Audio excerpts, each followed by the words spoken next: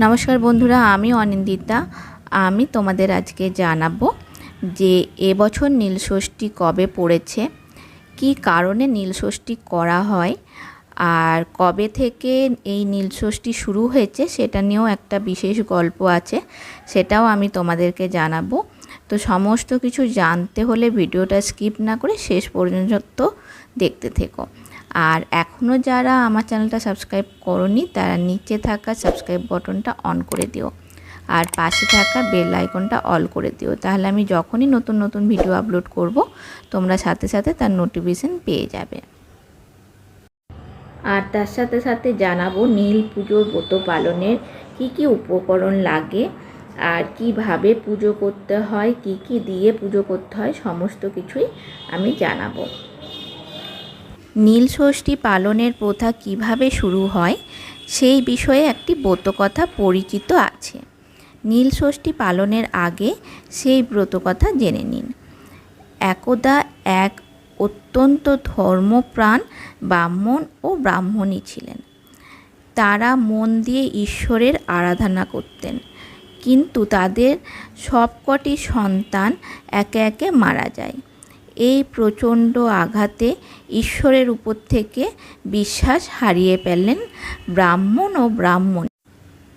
তখন তারা নিজেদের ঘর ত্যাগ করে মনের দুঃখে কাশীবাসী হন। কাশীতে গিয়ে একদিন ব্রাহ্মণী গঙ্গা স্নান সেরে মণিকর্ণিকা ঘাটে বসে আছেন। এমন সময় হঠাৎই এক বৃদ্ধ ব্রাহ্মণীকে এসে জিজ্ঞেস করেন, "কী ভাবছো মা?" ব্রাহ্মণী তার সব সন্তানদের অকালে হারানোর দুঃখের কথা জানান ওই বৃদ্ধার কাছে। এক পুজো আরাধনা করেও তার সব কিছু বিফলে গেল বললেও চোখের জল ফেলেন তিনি। ওই বৃদ্ধা আসলে ছিলেন স্বয়ং মা ষষ্ঠী। ষষ্ঠী বুড়ি তখন ব্রাহ্মণীকে বলেন, বার ব্রত পুজো অর্চনা কখনো বিফলে যায় না। ঈশ্বরে বিশ্বাস রেখে ধর্মের পথ স্থির থাকলে তার ফল পাবেই। ব্রাহ্মণী কখনো নীলষষ্ঠীর ব্রত পালন করেছেন কিনা তা জিজ্ঞেস করেন তিনি। ষষ্ঠী দেবী ব্রাহ্মণীকে বলেন, চৈত্র সংক্রান্তির আগের দিন নির্জলা উপবাস রেখে মহাদেবের পুজো করবে। সন্ধেবেলা শিবের ঘরে বাতি জ্বালিয়ে তবেই জল খাবে। ষষ্ঠী বুড়ির কথা অক্ষরে অক্ষরে পালন করে ওই ব্রাহ্মণী ফের সন্তান লাভ করেন। সেই সন্তানের মঙ্গল কামনা করে নীলষষ্ঠী ব্রত পালন করে আসছে বাঙালি মায়েরাও, কারণ তারপর থেকে তার সন্তান সুন্দরভাবে সুস্থভাবে জন্ম নেয় আর বড় হয়ে ওঠে। এই বছর আগামী 14 এপ্রিল রবিবার পালিত হবে পয়লা বৈশাখ। তার আগের দিন 13 এপ্রিল শনিবার হলো চৈত্র সংক্রান্তি, এবং তার আগের দিন 12 এপ্রিল 2024 সালের শুক্রবার হলো নীল ষষ্ঠী। সারাদিন ষষ্ঠীর উপবাস ও ব্রত রেখে সন্ধে লগ্নে শিবের মাথায় জল ঢালেন মায়েরা। প্রায় প্রতি বাড়ির বিবাহিত মহিলারাই এই দিন মূলত সন্তানের মঙ্গল কামনায় ব্রত পালন করেন। নীল পুজোর ব্রত পালনের জন্য গঙ্গা মাটি বা শুদ্ধ মাটি, বেল পাতা, গঙ্গার জল, দুধ, দই, ঘি, মধু, কলা, বেলের কাটা ও মহাদেবের পছন্দের কোনো ফুল নিবেদন করুন।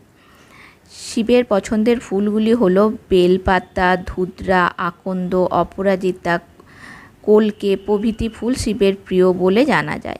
তবে মহাদেব বেলপাতাতেই সবথেকে বেশি তুষ্ট হন।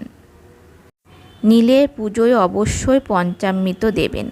এই পঞ্চামৃত হলো দুধ, দই, ঘি, মধু ও চিনি। এর সঙ্গে একটু কালো তিল ও সিদ্ধি পাতা মিশিয়ে দিতে পারলে খুবই ভালো হয়। এছাড়া গঙ্গা জল, আকন্দ ফুল, ধুতুরো, নীল অপরাজিতা ও কাঁচা আম দিয়ে পুজো করুন।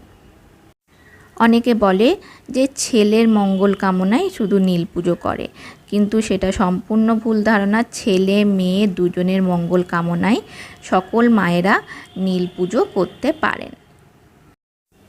মন্দিরে না গিয়ে যদি আপনি বাড়িতে পুজো করবেন মনে করেন, সেটাও কিভাবে করতে হয় আমি নেক্সট ভিডিওতে বলে দেব। তো আমার আজকের ভিডিওটা যদি তোমাদের ভালো লেগে থাকে, নিচে থাকা কমেন্ট বক্সে অবশ্যই কমেন্ট করে জানিও কেমন লাগলো। আর ভালো লাগলে অবশ্যই লাইক, শেয়ার আর সাবস্ক্রাইব করে দিও। আজকের মতো আমি এখানেই শেষ করলাম। পরের দিন হাজির হব নতুন আরেকটা ভিডিও নিয়ে।